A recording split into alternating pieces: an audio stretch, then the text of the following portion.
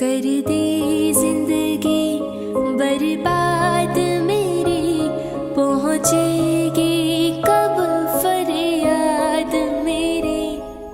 عزیزوں مسیح میں آپ سب کی سلامتی ہو، خداوند کا شکر ہو کہ آج ہم پھر حاضر ہیں پروگرام داغ کے ساتھ۔ جیسا کہ آپ نے پچھلے ایپیسوڈ میں دیکھا کہ ہمارے ساتھ سسٹر غزالہ موجود تھی، آج بھی وہ اس پروگرام کی زینت ہیں اور ہم دونوں بھی اسی پوزیشن میں بیٹھے ہوئے ہیں جس میں ہم پچھلے ایپیسوڈ میں بیٹھے ہوئے تھے، تو آپ سمجھ ہی گئے ہوں گے۔ پچھلے ایپیسوڈ کو آپ نے بہت پسند کیا، اس کے لیے بہت بہت دل سے شکریہ، اور آئندہ جتنے بھی ایپیسوڈ سسٹر غزالہ کے ساتھ آئیں گے، بے شک ہمیں امید ہے کہ وہ سب کے لیے بابرکت بھی ہوں گے، اور اس سے ہم سب قوم کی حیثیت سے بہت مستفید ہوں گے۔ ہم ضرور ہمارے خاندانوں میں ہماری زندگی کے سارے پہلو جتنے بھی ہیں، وہ سارے پہلوؤں کو اگر ہم دیکھیں گے پہلوؤں کو، تو ہم ہر پہلو میں ان کی کسی نہ کسی بات کے ذریعے سے ضرور گائیڈنس حاصل کریں گے، کیونکہ ان کی خدمت بہت وسیع ہے، تو دیکھا جائے بہت سے ایسے تجربات ہیں بالکل جن کو ہم شیئر کریں گے اور سب کے لیے یہ بابرکت باتیں ہوں گی۔ ہاں جی، تو سسٹر جی کو ہم ویلکم کرتے ہیں پھر سے اس پروگرام میں۔ بہت شکریہ سسٹر جی، آپ ہمیں اتنا ٹائم دے رہے ہو، اس کے لیے ہم نہایت دل سے شکر گزار ہیں۔ تھینک یو بیٹی ایل کا، آپ دونوں کا، خداوند آپ کو بہت برکت دے، میرے ساتھ مل کر ہم لوگوں کو کچھ سکھا سکتے ہیں اور خود بھی کچھ سیکھ سکتے ہیں۔ بالکل بالکل ایسا ہی ہے۔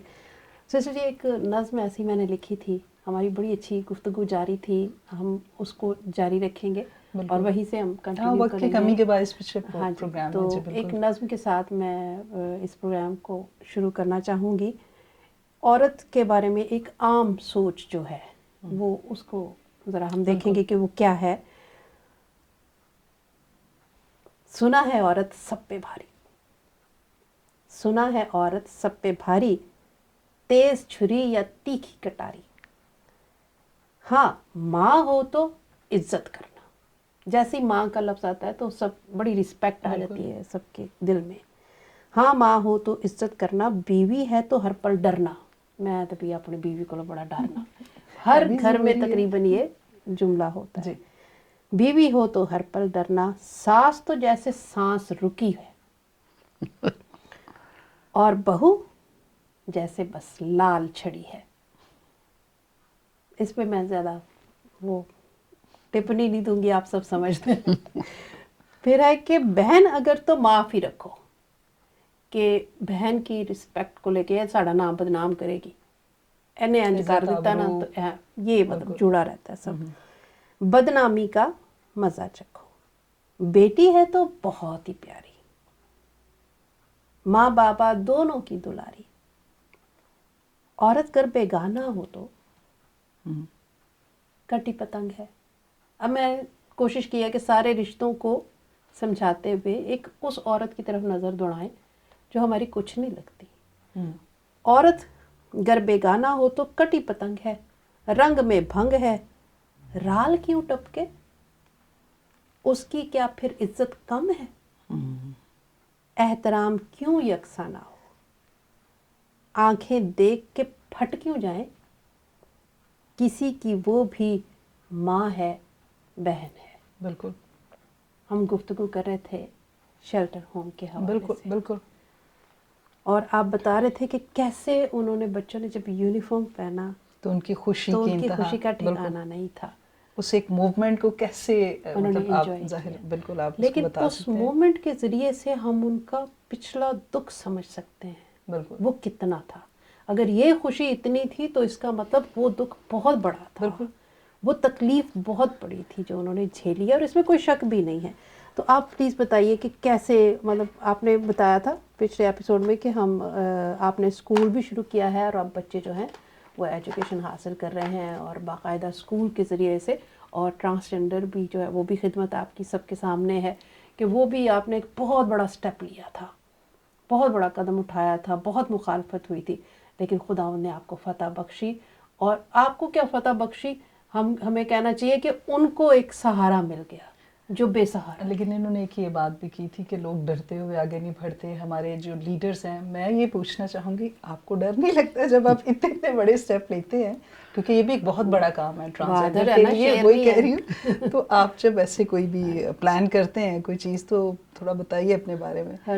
ہاں جی بالکل. تو کیسے آپ ان ساری چیزوں کو مینیج کرتے ہیں, کیسے؟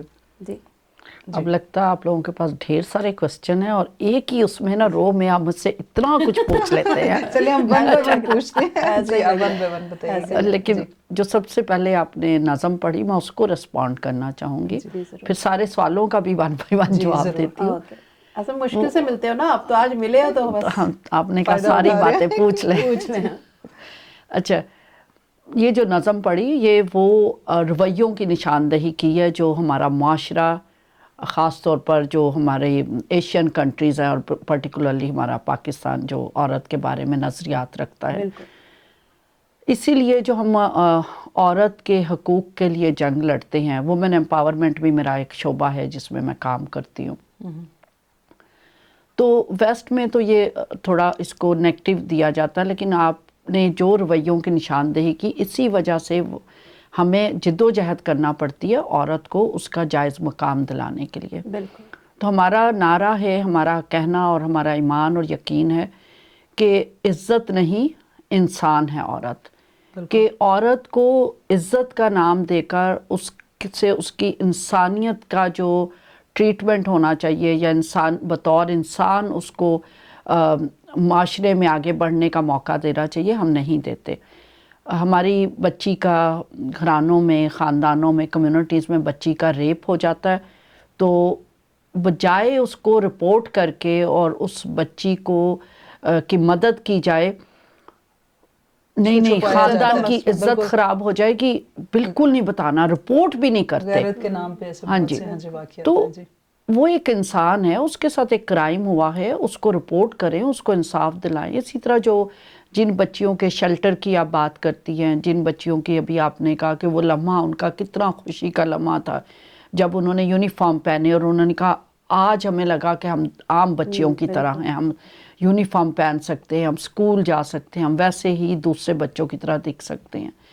تو وہ ان بچیوں کو بھی جب یہ وکٹم ہو جاتی ہیں تو ہمارا معاشرہ یہ احساس دلاتا ہے جیسے بچی کی غلطی ہے, تو بچی اس کو ٹارگٹ کیا جاتا ہے نا.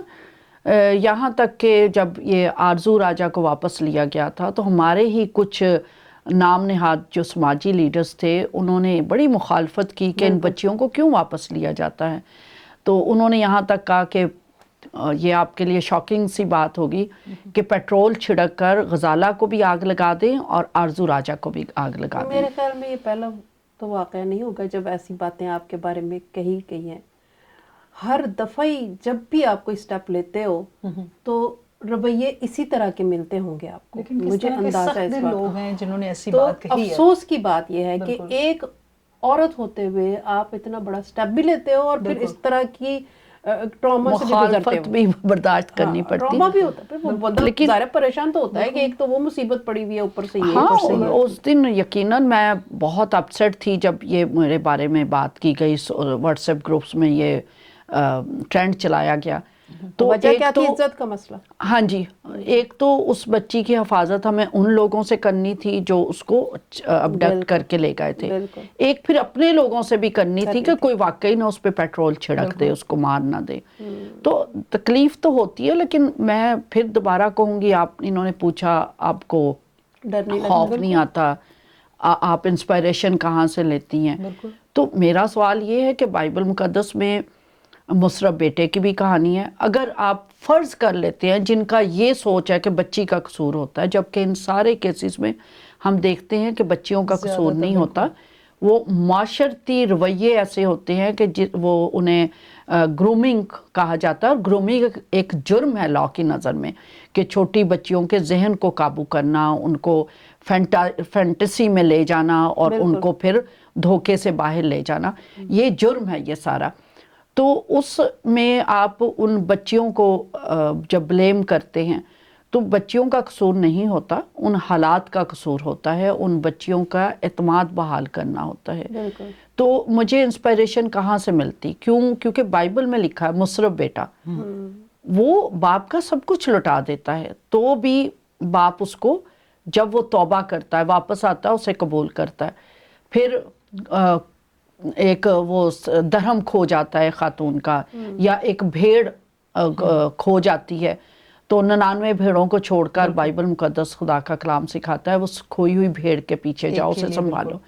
تو یہ بھیڑیں تو آپ اگر فرض بھی کر لیں کہ ان کا کوئی قصور بھی ہے، تو کیا ان کے لیے معافی نہیں ہے؟ صرف قصور کیا ہے کہ یہ بیٹیاں ہیں۔ اور پھر خداوند یسوع مسیح نے اس عورت کو بھی معاف کیا تھا، لکھا تھا کلام میں تو بڑا واضح معاف کرنے کے بارے میں وہ تو مطلب یہ تو ان کے ساتھ زیادتی، ان کے ساتھ تو زیادتی ہوئی ہے، ان کا قصور نہیں ہے، لیکن وہ تو خود انوالو تھی نا عورت، یا جو بھی پیچھے ان کا دونوں کا معاملہ تھا اس میں بھی خداوند یسوع مسیح نے خود معاف کیا۔ لیکن ایسے تو ہم پیرنٹس ہوتے ہوئے کیوں نہیں کر سکتے؟ لیکن سب سے پہلی ذمہ داری والدین کی یا گھر والوں کی بنے گی کہ وہ اس بچی کو معاف کریں، معاشرے میں وہی مقام اس کو دلگائیں دوبارہ سے۔ بالکل۔ اگر وہی یہ اسٹیپ اور لیں جو گے تو پھر ماں باپ نہیں کرتے وہ آپ کا ادارہ یا آپ کے ساتھی یا آپ مل کر وہ کرتے ہیں، تو بہت بڑی بات ہے۔ جی نہیں، میں نے تو دیکھا ہے کہ کرسچن ماں باپ ہمیشہ تیار ہوتے ہیں اپنے بچی کو واپس قبول کرنے کے لیے، وہی جد و جہد نہ کریں تو ہم اکیلے نہیں وہ بچی واپس لے سکتے۔ یہ بہت اچھی بات، اور والدین ہمیشہ تیار ہوتے کرنا بھی ہیں۔ چاہیے۔ کوئی کیس ہوتا ہے جہاں والدین انہی لوگوں سے جو اغوا کار ہوتے ہیں، جو ابڈکٹ کرتے ہیں ان کی بچی کو، ان کے خوف کے تحت آ کر تو اپنی بچیوں کو ابینڈن کرتے ہیں، لیکن وہ کچھ بہت کیسز بھی سننے میں ہیں۔ ہاں جی، وہ بہت ریئر کیسز ہوتے ہیں، لیکن زیادہ تر والدین ان بچوں کو قبول کرتے ہیں اور بہت اچھی بات ہے۔ ان کو بحال کرنا ہوتا ہے، لیکن والدین کی بھی ظاہر لمیٹیشنز ہوتی ہیں، ان پر بھی خوف ہوتا ہے، تو ان کو بھی ری لوکیٹ کرنا پڑتا ہے۔ تو میری انسپائریشن ساری جو ہے وہ خدا کے کلام سے ہے، کیونکہ والدین کو بھی تیار ہونا چاہیے اپنے بچوں کو دوبارہ طاقتور بنانے کے لیے، بحال کرنے کے لیے، مضبوط کرنے کے لیے۔ اس کے ساتھ ساتھ جو کمیونٹیز ہیں، جس کمیونٹی سے اس بچی کا تعلق، اس کمیونٹی کو بھی احساس کرنا چاہیے کہ یہ تو چھوٹی بچی ہے، یہ سمجھدار نہیں ہے، کیونکہ 18 سال کی عمر بنیادی عمر رکھی گئی ہے جس میں آپ شناختی کارڈ بنوا سکتے ہیں، جس میں آپ اپنی شناخت بینک اکاؤنٹ کھلوا سکتے ہیں، آپ سم نہیں لے سکتے ہمارے ملک میں، مجھے نہیں پتا پروسیجرل جو یہاں پر کیا کوئی ایج لیمٹ ہے؟ بالکل ہے، ایڈلٹس کے لیے تو ہاں جی ایڈلٹ ہی ہونا چاہیے نا، تو ہمارے ملک میں تو 18 سال کی عمر ہے۔ تو پھر یہ بچیاں اگر وکٹم ہوتی ہیں تو ان کو جو بلیم کیا جاتا ہے، انہی بچیوں پہ بلیم ڈالنا، یہ رویہ غلط ہے۔ ان بچیوں کو مدد کی ضرورت ہوتی ہے، ان کو واپس بحال کرنے کی ضرورت ہوتی، والدین کو مدد کی ضرورت ہوتی، کیونکہ رشتہ دار بھی بغیر پوچھے والدین کو ہی بلیم کرنا شروع کر دیتے ہیں۔ انڈائریکٹلی ڈائریکٹلی وہ ان پہ بات آتی ہے، بالکل، کہ انہوں نے اپنی بچی کی اس طرح پرورش کی، ویکھیا اینج ہو گیا تھا، مطلب کامن جو باتیں سننے میں آتی ہیں۔ ہاں، وہ معاشرہ جو ہے وہ والدین کو بھی بلیم کر رہا ہوتا ہے اور بچی کو تو زیادہ ہی بلیم کر رہا ہوتا ہے۔ تو ایک کوسچن آپ کا یہ کہ بھی انسپریشن کہاں سے ملتی ہے، یا پھر آپ کہہ رہے ہیں کہ مجھے نہیں ڈر لگتا؟ بالکل، جیسے پیٹرول چھڑکنے کی آپ کو دھمکی دی گئی اور ساری باتیں۔ ڈر، دکھ بھی لگتا ہے، کیونکہ اپنے ہی لوگ جب اس قسم کی باتیں کرتے ہیں تو ڈر سے زیادہ مجھے دکھ ہوتا ہے۔ اور میں جب یہ اس طرح کی بات ہوئی تو میں بہت اپسیٹ ہوئی، میں نے کہا ٹھیک ہے، میں آج خود کوئی پیٹرول چھڑک کے آگ لگا لیتی ہوں۔ تو میری اپنی چھوٹی بیٹی وہ مجھے آئی اور مجھے آ کے کہتی ہے ماما یہ لوگ تو یہی چاہتے ہیں اب ختم ہو جائے، یہ لوگ دیکھ نہیں سکتے کہ عورت اتنا آگے بڑھ کر کام کرتی ہے، کیونکہ مین بات یہی ہے۔ ہاں جی، ہمارے معاشرے میں وہ میل ڈومینیٹڈ معاشرہ، تو وہ سمجھتا مرد ادھر ہے، طاقت کے، بہادری کے، جرت کے سارے کام مرد کو ہی کرنے چاہیے، یہ عورت کہاں سے آ گئی ہے جو اتنا فرنٹ پہ آ کر اٹھ کے سب کام کر رہی ہے؟ تو وہ جیلسی میں یہ سب چیزیں ہوتی ہیں۔ بالکل ہوتی ہے۔ تو پھر میری بیٹی نے مجھے سمجھایا، کہتی ہے چھوٹی ہے، اور اس نے کہا نو ماما، بات وہ بچی کے وسیلہ سے خداوند نے آپ کے کان میں ڈالی کہ آپ رکیں اپنی سوچوں کو روکیں. ہاں جی جی بالکل. لائک میں شکر گزار ہوں کہ میری فیملی بھی بہت سپورٹیو ہے اور پادری صاحب کا بہت بڑا کنٹریبیوشن. ہاں جی پادری صاحب تو خیر وہ تو اتنے بات اعتماد ہوتے ہیں کہ ایک جگہ مجھے پولیس نے اریسٹ کر لیا تو لوگ فکر مند ہوئے, میرے ہسبینڈ کو فون, پادری شفیق کو فون کیا, انہوں نے کہا نا اور ان لوگوں نے بتایا, کہتے جب ہم نے فون کیا تو پادری شفیق نے کہا فکر نہیں کرو آدھے گھنٹے بعد آ جائے گی. Like he was so confident کہ بھی کچھ نہیں ہوتا, وہ خود مینج کر کے آ جائے گی. بھروسہ دیکھیے اور ان کے ساری چیزوں پہ یہی بھروسہ ہے جو آپ کی طاقت ہے. جی جی میرے خاندان کا جو بھروسہ اور ان کا ساتھ میری طاقت بنتا ہے. بالکل ان کا خداوند پہ بھروسہ اور آپ کا اپنے شوہر, مطلب یہ ساری بڑی بلیسنگ کی باتیں ہیں کہ ایک اچھا خاندان, ایک شوہر اور ساری چیزیں. تو خداوند آپ کو بہت برکت دے. آپ کے پاس شیلٹر ہوم میں کتنی بچیاں ہیں؟ اور دوسرا سوال اس کے ساتھ یہی جڑتا ہے کہ آپ کیا سمجھتے ہو کہ کراچی میں ایسے کیسز زیادہ ہوتے ہیں یا پنجاب میں یا مطلب انٹیریئر سندھ میں؟ دیکھیں پنجاب میں زیادہ کرسچن آبادی ہے, ٹھیک ہے, وہاں زیادہ کرسچن بچیاں وکٹمائز ہوتی ہیں, اور سندھ میں زیادہ ہندو زیادہ تعداد میں ہیں تو ہندو بچیاں زیادہ وکٹمائز ہوتی ہیں. لیکن کراچی شہر میں کرسچنز بہت زیادہ ہیں, تو ہمارے شیلٹر میں زیادہ جو تقریباً 8 بچیاں وہ جو کرسچن فیتھ سے تعلق رکھتی وہ واپس لیں, ایک ہندو بچی, پھر ایک ابھی سکھ بچی بھی واپس لی گئی ہے. ہم بلا امتیاز رنگ نسل ہم کام کرتے ہیں.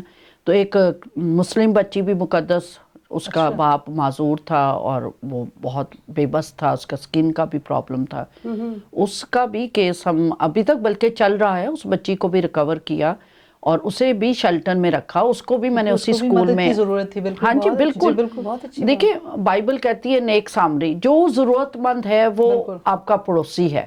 ایسے کلام کے مطابق. ہاں جی, تو یہ نہیں ہے کہ میں نے صرف کرسچن بچی کی مدد کرنی ہے. وہ ہندو بچی آئے, اجیتا بچی ہندو تھی, اس کو ہم نے ریکور کروایا, اپنے شیلٹر میں رکھا. بہت بڑی بات ہے. اور پھر یہ جو مقدس بچی, اس کو ریکور کیا, اسے بھی شیلٹر میں رکھا. بات یہ ہے کہ بائبل نے کہا ہے کہ خدا نے کہا تم نور بن کے چمکو, تو نور تو جہاں اندھیرا ہے, جہاں تاریکی ہے, جہاں ظلم ہے, وہاں پر ہمیں اپنا کردار ادا کرنا ہے. بہت اچھی بات. اچھا سسٹر جی, ایک بڑا اہم سوال ہے, کیونکہ اس پروگرام کا مقصد یہ ہے کہ ہم حقائق کو بڑے اچھی طرح سے اس کی ذرا چھان بین کریں اور سوچ بچار کریں. اویئرنیس کے ساتھ ساتھ ہم جو گزرے واقعات ہیں, جو گزری کہانیاں ہیں, ان کو تھوڑا انالائز کریں کہ ان کے سارے جو بھی معاملات رہے ہیں اس پر ایک نظر ڈالیں. تو ایک سوال جو ذہن میں پیدا ہوتا ہے وہ یہ ہے کہ آپ کیا سمجھتے ہیں, کیونکہ آپ نے اپنے تجربات کے روح سے میں آپ سے پوچھ رہی ہوں. ہم یہاں بیٹھے ہیں, ہم نے اتنے تجربات حاصل نہیں کیے, لیکن آپ ان لڑکیوں کے ساتھ ہو, آپ اس معاشرے میں ہر روز ڈیل کر رہے ہوتے ہو. تو کتنی تعداد ہوگی, مطلب کتنا فیصد لڑکیاں ہوں گی جو ورغلائی جاتی ہیں, کتنی فیصد لڑکیاں ہوں گی جو غربت کی پھینٹ چڑھ جاتی ہیں, اور کتنی لڑکیاں ہوں گی جو لالچ کی نظر ہو جاتی ہیں؟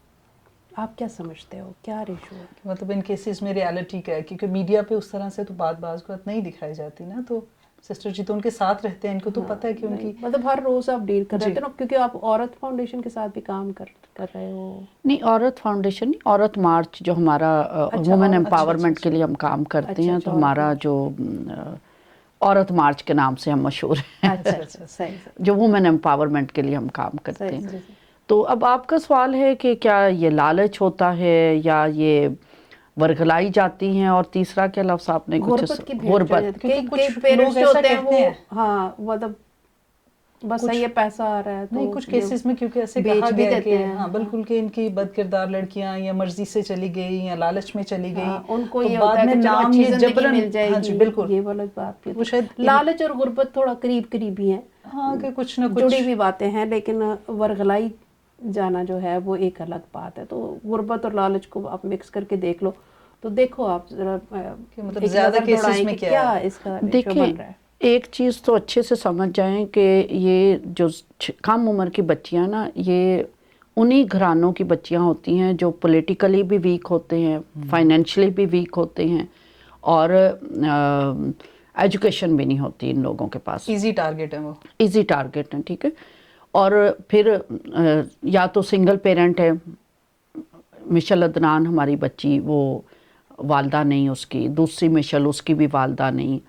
تو بہت سے کیسز میں ایسے کہ جب آپ اکیلے ہیں, والد کام پہ جا رہا ہے اور ارد گرد محلے والوں کو پتہ ہے یہ بچی گھر میں اکیلی ہے, تو اس وقت اس کو ورگلانے کی کوشش کرتے ہیں.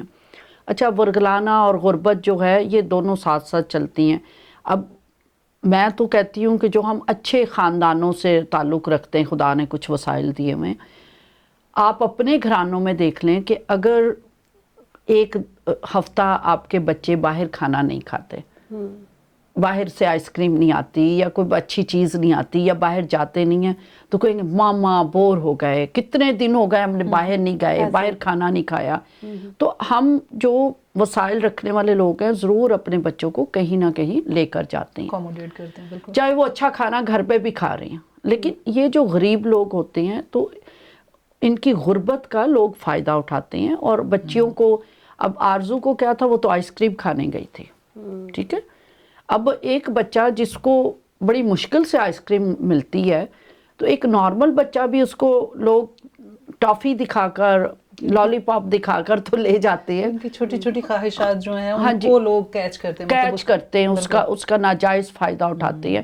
وہ شادی کے لیے تو نہیں گئی تھی نا, وہ تو ایک آئس کریم کھانے گئی تھی. اور بچہ تو انوسینٹ ہوتا ہے. کیوں حکومت نے 18 سال کی عمر مقرر کی ہے کہ 18 سال کی عمر میں آپ اتنے باشعور ہو چکے ہوتے ہیں کہ آپ چیزوں کو سمجھ رہے ہوتے ہیں, اچھے برے کو, دوسرے کی نیت کو, ارد گرد کے ماحول کو, آپ میچور ہو چکے ہوتے ہیں. تو 12-13 سال کی عمر کی جو بچیاں ہیں یا 10 سال کی عمر کی بچیاں جو اس کا وکٹم بنتی ہیں, وہ تو بڑے سادہ سے ذہن میں ہوتی ہیں.